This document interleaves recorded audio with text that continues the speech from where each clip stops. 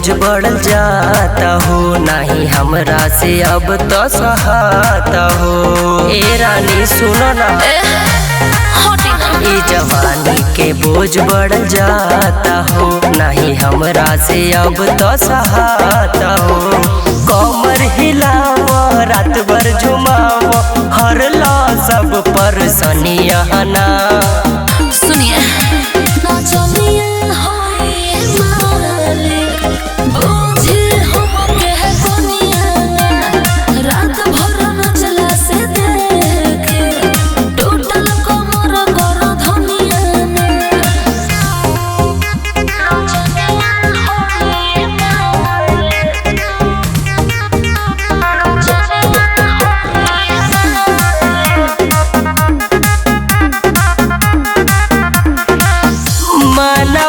के हमारा ते खुश कई दे,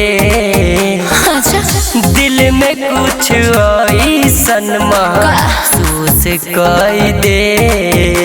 अरे मान जाना। ओहो सुनिए कि हई पतरी कमर घायल को देले बा, कोई लइकन के जानई त ले बा। ना होता बर्दाश्त आके तू पास चिखा दो तू अपन जवनिया ना।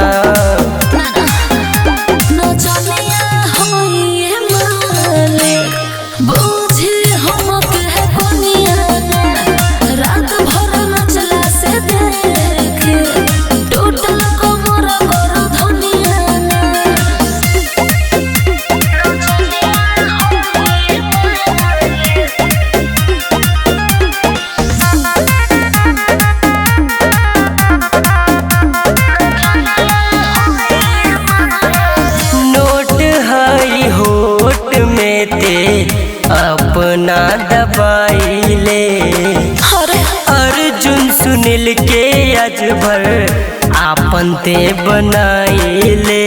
अरे के बनाई आपन सबे तो दीवाना बा, के ढोड़ी देखे खातिर सब ता बेचैन बा, सब यही जाता हमारे फैन बा।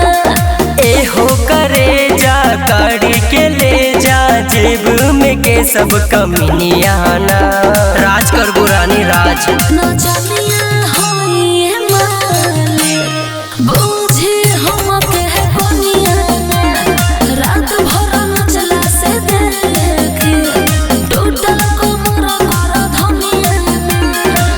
मालिकार तनी रहम करी।